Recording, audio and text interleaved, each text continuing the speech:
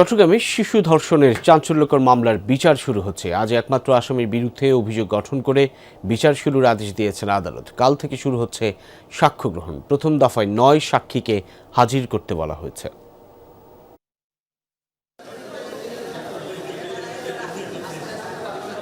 সকালে কড়া নিরাপত্তার মধ্য দিয়ে চট্টগ্রামের শিশু সহিংসতা দমন ট্রাইব্যুনালে হাজির করা হয় 3.5 বছরের শিশু ধর্ষণ মামলার একমাত্র আসামি মনির হোসেনকে। আগের দিন অভিযোগপত্র গ্রহণ করেন আদালত। মঙ্গলবার অভিযোগ গঠনের শুনানির শুরুতে আসামিপক্ষের কোনো আইনজীবী উপস্থিত না থাকায় 1 ঘণ্টার জন্য কার্যক্রম মুলতবি ঘোষণা করেন আদালত।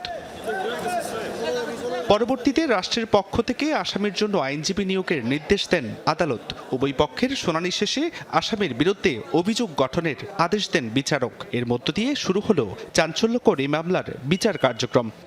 গতকালকে মামলাটি বিজ্ঞ আদালত আমলে নিয়েছেন, আজকে চার্জ গঠন করেছেন এবং আগামীকালকে আবার সাক্ষীর জন্য দিন ধার্য রয়েছে। এটাই সমাজের জন্য একটি কঠোর বার্তা যাবে, যারা এই ধরনের মন মানসিকতা নিয়ে থাকে তারা যাতে ভবিষ্যতে এই ধরনের কাজকর্ম থেকে নিরুৎসাহী হয়। এই জন্যই আমরা খুব দ্রুততম সময়ের মধ্যেই মামলাটি বিজ্ঞ আদালত এবং রাষ্ট্রপক্ষ আমরা চাচ্ছি পরিচালনা করার জন্য। শুনানি চলাকালে আসামি পক্ষের আইনজীবী তদন্ত প্রতিবেদন ও উপস্থাপিত তথ্য প্রমাণ নিয়ে প্রশ্ন তুলে আসামিকে অব্যাহতি দেওয়ার আবেদন জানান। তবে আদালত তা নামঞ্জুর করে।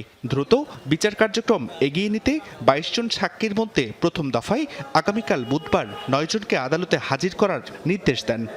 আসামিকে 265 সি বিধান মতে তাকে অব্যাহতি অর্থাৎ ডিসচার্জ, আমরা যাকে বলি ডিসচার্জ যে প্রেয়ার করেছিল আদালত এটা নামঞ্জুর করো তো আগামীকাল অর্থাৎ 1 থেকে 9 নম্বর সাক্ষীর প্রতি সমন দেওয়া হয়েছে।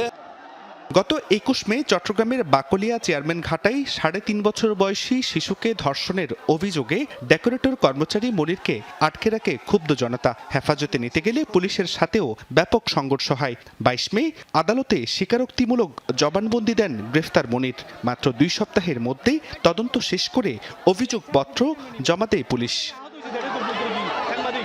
জুবাইর রিফাত, যমুনা নিউজ, চট্টগ্রাম।